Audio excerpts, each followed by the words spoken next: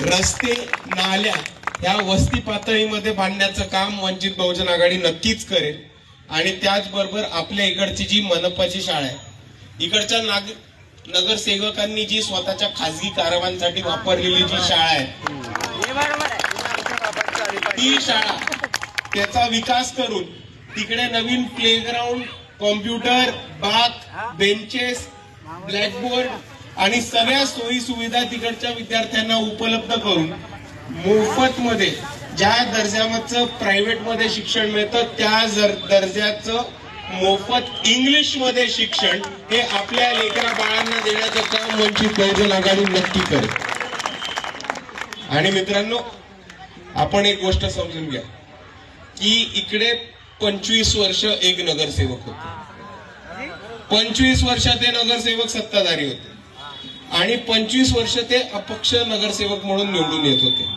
चळवळीचे नगरसेवक होते म्हणून समाजाने आणि शाहू फुले आंबेडकरवाद्यांनी त्यांना मतदान केले।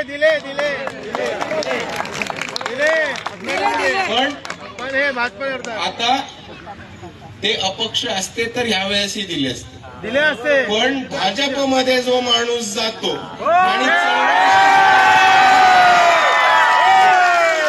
त्याला मी सोडत नसतो। मी सरळ सांगतो, जर चळवळीचा एक सिटिंग नगरसेवक तुमच्या एरियामध्ये असता तर त्याच्या विरुद्धला प्रचाराला मी सुजात आंबेडकर आलो पण नसतो। पण जर चळवळीशी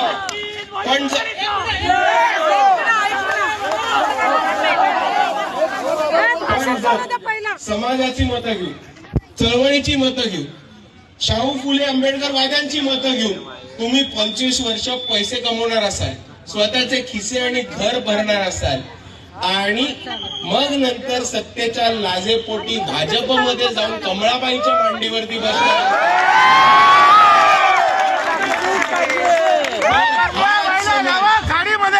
समाज, ही चळवळ ज्यांनी तुम्हाला आतापर्यंत सत्तेमध्ये बसवलं होतं, हीच लोक तुम्हाला सत्तेवरनं खाली ओढून रस्त्यावरती आपण सर्वांनी मी समाज बांधवांना एवढीच विनंती करतो की ज्या लोकांनी आपल्याशी दलाली आणि गद्दारी केली आणि ज्या लोकांनी इतके वर्ष आपले मत घेऊन आपल्याच पाठीमध्ये खंजीर खुपसायचं काम केलंय, या लोकांना आजपासून आपण रत्नाकर गायकवाड आणि रामदास आठवलेच्याच गिनतीमध्ये म्हणून मी आज आपल्याला एवढीच विनंती करायला आलोय की सच्चे आंबेडकरवादी, कोणाशी बैमान न होणारे आंबेडकरवादी, काम करणारे आंबेडकरवादी, तिकडच्या माय माऊलींचं संरक्षण करणारे आंबेडकरवादी हे आज वंचित बहुजन आघाडीकडनं उभे। आणि मी आपल्याला विनंती करतो की आपण जास्तीत जास्त मतांनी यांना निवडून द्यावं।